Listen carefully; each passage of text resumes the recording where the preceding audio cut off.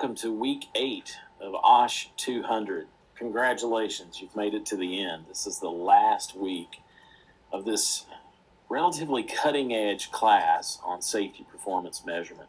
As I pointed out in week 1, there are not a lot of universities that have a course dedicated to measuring how we are performing or how an organization is performing relative to occupational safety. Truly believe it's one of the hallmarks of our undergraduate curriculum here at EKU. And I'm glad you've taken the course. I'm glad you've stayed the course in looking at the variety of topics we've talked about in this class. We've talked about management issues, but we've talked about math and statistics in this class. And I really hope here in this week 8 lecture that we kind of bring that all together in a final course review and summary, and then talk about what you would do as a safety professional once you leave EKU or you continue in that job already, in applying some of the concepts that we've talked about during this 8 weeks so that you sustain high performance safety with the metrics that you come up with a little bit later on.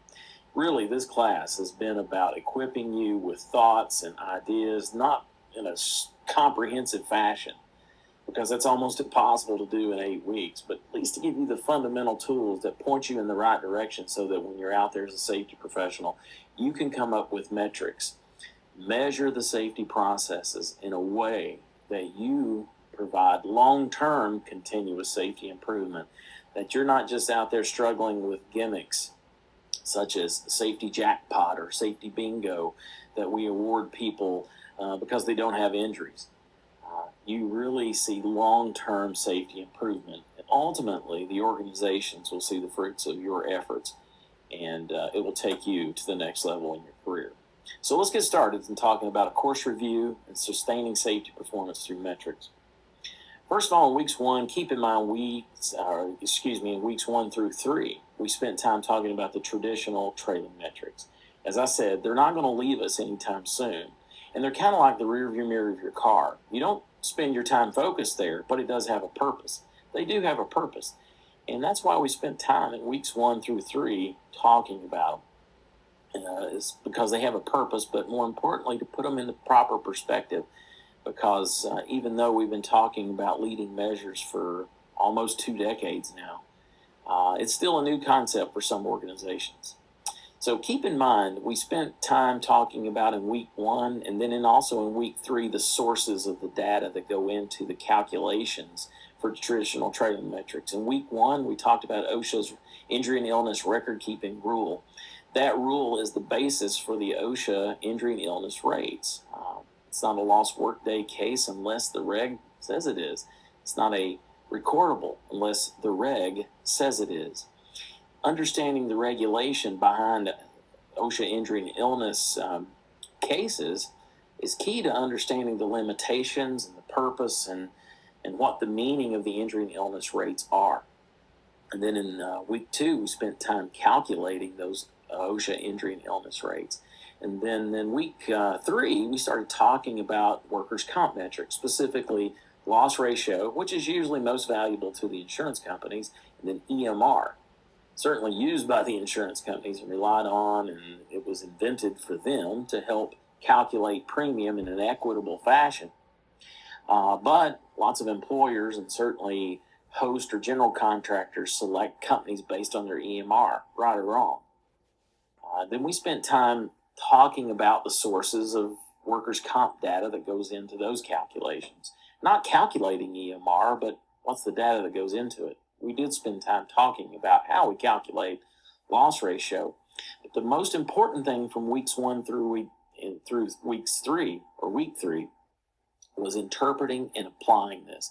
What do these numbers, these injury and illness rates, OSHA injury and illness rates, workers' comp EMR, workers' comp loss ratio, what does it really mean with respect to safety? Not what's the formula, but what does the number itself really mean, and then what does it mean in a bigger perspective as it pertains to occupational safety? Then we shifted gears in week 4, introduced you to a 10-step process for developing leading metrics, shifting from these traditional trailing metrics to leading metrics, starting to measure what we really do to prevent injuries, what we really do to identify hazards and control them, what we do to measure management commitment, things that are kind of soft and not always easy to measure. Certainly, the measures we talked about in week 4 take a lot more work than the traditional trailing metrics that we talked about in weeks 1 through 3. Introduced you to a process, a 10-step process that, by the way, is not an exact science. It is a framework based off of mine and another faculty member's research on organizations that have been successful in implementing leading metrics and what were the processes that they looked at. You got to learn about a couple of those case studies in week 7 when you read the text, particularly chapter 13 of the text. And then in week 5, we introduced some math and statistical tools, very fundamental math and statistical tools, things that are just kind of a bedrock of mathematical and statistical tools you need going forward.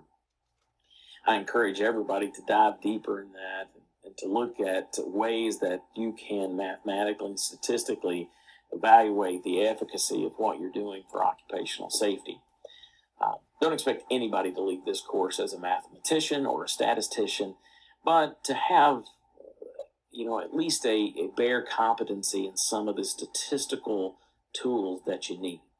And then in week 7 through 8, we kind of wrapped this up. Obviously, this is week 8, but in week 7, we talked about managing safety performance. We talked about fine-tuning your safety measures and balancing safety measurement systems. And we spent a lot of time talking about incentives because inevitably incentives are going to come up, whether we're talking about it from a trailing perspective or from a leading perspective. Knowing the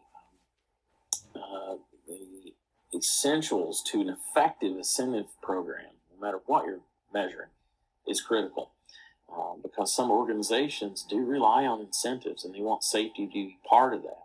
We don't want to disengage from that process. We want to engage, but we want to engage in an informed manner. And that was the purpose of week 7. And then week 8, here we are bringing this all together, looking at the whole picture, if you will, about sustaining performance. Let me hit a couple of things before we kind of move on toward this wrap up about sustaining performance and hit some of the highlights of weeks 1 through 3, weeks 4 here. If there was one thing or two things that I wanted you to make sure that you capture and remember from weeks 1 through 3 will be these next 2 slides. The first slide talking about 10 things to know about traditional trailing safety metrics. I presented these in the introduction in week 1, and they really become hopefully ingrained in your mind, and you understand now by understanding the sources of data, how money, how medical provider opinions, subjective many times as they are, contribute to these 10 problems, if you will, associated with relying solely upon trailing metrics. 1, they can be influenced by luck.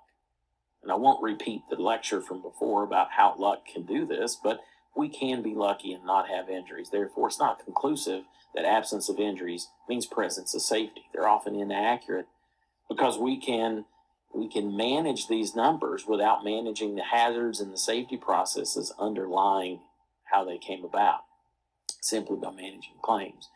They don't tell us a lot about what went wrong, therefore they're not diagnostic. They're not prescriptive in that they don't tell us what we need to do to improve and prevent the injuries. They don't motivate workers. They don't provide us insight when we are doing things in the proper manner. They don't give us any kind of gauge or indicator about the efforts we're undertaking for safety. Ultimately, they don't drive superior performance because we could get to 0 with injuries, but where do we go from there? Now, many people will say maintaining or sustaining 0 is good, and that's true. We do want to maintain and sustain no injuries if we can get there. Now, 0 injuries is not always a worthy goal. There's lots of schools of thought on that, and that's not where we're going here with point 7 on this slide. What we're talking about is getting 0 and then maintaining 0 or as close to 0 as we can get. I think it's been best said that we're in the relentless pursuit of that. But once we're there, if we're only relying on trailing metrics, how do we know we're continuously improving without leading measures to show us and take us to that next step? There's retaliation, discrimination risk under OSHA. with relying too much, putting too much undue emphasis on these, and particularly the incentive programs that are tied to trailing metrics, if that's all we do. We have some OSHA risk there. They don't align with modern OSH management standards, things like ANSI Z10, ISO 45001. So we want to make sure we're looking at leading measures, because relying on trailing measures won't get us to where we need to be. Keep in mind the original purpose and intent of these metrics. Even the OSHA injury and illness rates were never meant to be an internal measure for an individual company. The EMR was invented and came about to have equitable premium calculation that reflected losses from an individual company rather than the industry as a whole, not safety performance. So keep those things in mind. This is a quote from myself. I don't share a lot of quotes, but this is certainly something I came to a realization as a safety professional almost 20 years ago, that workers' comp EMRs, experience modification rates, workers' comp loss rates, and to a lesser extent, OSHA injury and illness rates are usually better indicators of injury management than safety management. Then, as we make this shift to leading indicators, remember, we are seeking to drive safety performance by focusing on the metrics that are tied to things we do for safety. Leading indicators are the metrics of our activities and the outcomes of such too. 1, identify and control hazards. We want to measure how we're identifying and controlling hazards. We're also measuring how our employees, how is management engaging in the safety process within the organization. We're also measuring commitment levels to safety. I know that seems hard, it seems difficult, but through things like safety perception surveys and employee feedback on management's engagement, and then vice versa, employees understanding and perception of risk in the organization will tell us something about commitment to safety. Ultimately, we are trying to have metrics that gauge the activity of identifying and reducing risk reduction being the outcome. When we made this shift to leading indicators, you saw there in week 4, introduced a process for developing leading metrics. This process, this 10-step process, is kind of the commonalities of many case studies and applications of trying to develop leading measures for companies and what's been successful. But certainly we've seen the successful organizations realize they can't measure everything. They have to inventory, analyze, and prioritize what they're going to measure. They have to know that there's a specific owner within the organization that's going to champion that metric and ultimately be responsible for it. And before we invest a lot of time in it, we make sure those hazard controls, those things we're doing to prevent injuries, actually work, that we just don't think they work. And then we select those measures. After that, steps 1, 2, and 3, we find out what are our critical 3 to 5, at most maybe 7 measures that we're going to focus on. Then we plan for purposeful engagement. We can't just say we're going to ask people's opinion. That's not engagement. That's not planning for engagement. Planning for engagement means we strategically plug them into this process so that they come up with information. When I say they, I'm talking about line workers all the way up to management. But certainly line workers, it's critical that they be engaged in the process, that they're engaged in developing the tools for data collection, and that they're the ones that are testing how we send this out and seeing does the information motivate workers or not, and having them involved in setting goals. So that's 6, 7, and 8, steps 6, 7, and 8 that they have to be involved in. And then we, as the safety professionals, we monitor to see, is focus on these metrics truly improving safety within the organization. And that's where some of those math and statistical tools we talked about in weeks 5 and 6 come into play. We're monitoring to see, are there correlations between the safety activity and the reduction of risk, the safety activity and the reduction of injuries or near misses, the correlation between the improvement in the initiatives we took to improve commitment. Do safety perception surveys correlate with that, or the results of such? And then finally, we have to adjust the measurement system. Not just the safety management system, the measurement system's part of it, but we have to adjust how we measure over time. You can't just put safety measures in place and expect them to go on forever. And that was kind of the focal point in week 7. So as we talk about sustaining safety performance and superior safety performance over time, there's 5 critical things I want to focus on. 1, the organization should be focused on the true KPIs of safety. KPIs should be a term you know now. Key performance indicators, not the result indicators. Keep in mind, result indicators are usually tied to money, either directly or indirectly. Injury reduction is usually more of a KRI. Incident rates are more of a KRI. They're a result indicator. They're not the performance that takes us there. Performance that reduces injury are the safety activities that we engage in, the safety processes that we do. If we focus on true key performance indicators, those things we know, when we do more of it, we have better safety performance. That is what we're after. We're focusing on the true KPIs. When we do that, and then we monitor and measure our safety KRIs, we will see a correlation in injury reduction and risk reduction. Regular evaluation and adjustment of the measurement system. Just spoke about that, but that is absolutely key to driving and sustaining superior safety performance.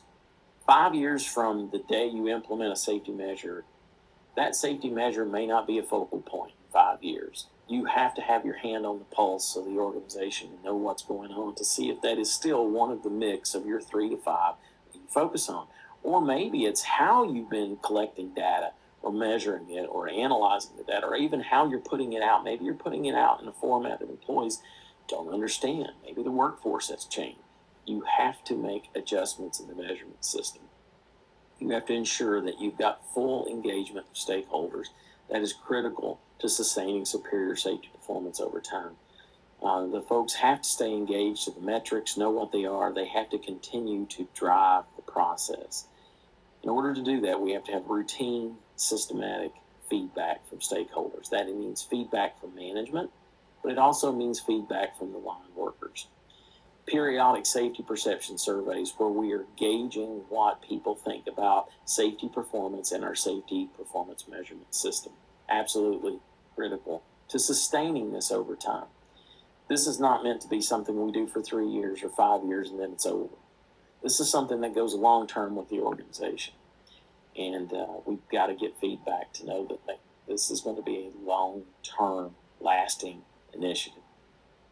I'm going to leave you with a quote, certainly from one of the most respected minds in safety, a guy named Dan Peterson, who unfortunately passed away several years ago, over 10 years ago now. But in 2005, he put out a book that was published by the American Society of Safety Engineers. I referenced this book at the beginning of the class. Have a copy of it here. I keep it in my office. Used to be a textbook that I utilized at Indiana University and other places before. But in the introduction of this book, even in the content areas before we get into the chapters of the book, he has this quote. It says, "The measurement of safety performance is, I believe, industry's most serious problem, and it has been a stumbling block for many years. The measures we have used traditionally are often not reliable and thus invalid. This book is about attempting to find some answers to this problem." Now, at the beginning of this class, I focused on his first sentence there, that it's been a problem for many years. It's still a problem today. It's not the problem it was in 2005. Lots of organizations have embraced focusing on leading measures since 2005, and the number continues to grow. Now, it's not a rate that we would like to see. We'd like to see it grow a whole lot faster, but we're not there yet. But the one thing I wanted to point on here as we conclude this course is the last sentence of this quote. It says, "This book," meaning Peterson's book, "is about attempting to find some answers to this problem." I find it interesting that he uses the word attempting, and he also uses the word some. I think Dan gave a lot of insight here in this last sentence. He chose carefully the word attempting because finding safety metric solutions aren't easy. We have to make a lot of attempts at this. We're not going to get perfect right out of the bat. And you're not going to come up with the silver bullet that fixes all safety solutions. If you do, you will be an extremely wealthy person, and I want you to write me and let me know that you found the silver bullet. It's really difficult. Dan Peterson chose the word attempting purposefully because this is not an exact science. This safety measurement is as much an art as it is anything. It is an art and a science. We have to apply statistics, scientific method to evaluating things we do for safety to see if they work. How can we make them better? It says some answers to the problem. We're not going to find all the answers, but I can tell you over time we are finding more and more and more answers that allows us to continuously improve. At the end of the day, we are entrusted with workers' lives in our hands. And if we just focus on trailing indicators, the way safety's been measured forever, and we're just satisfied with that, that means we are satisfied in where we are.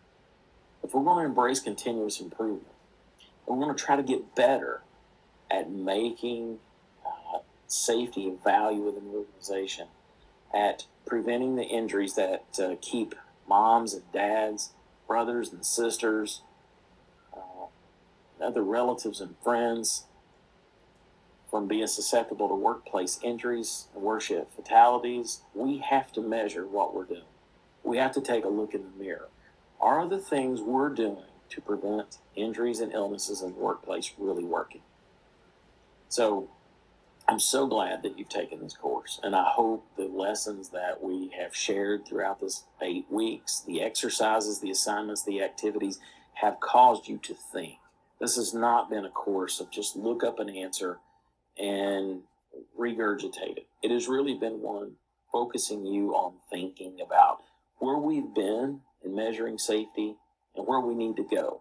Thinking about how do I apply tools of math and stats to better analyze what we're doing from safety. It's really been about thinking, knowing what formulas and the solution to those formulas really mean in the real world context, not just doing math in a rote fashion.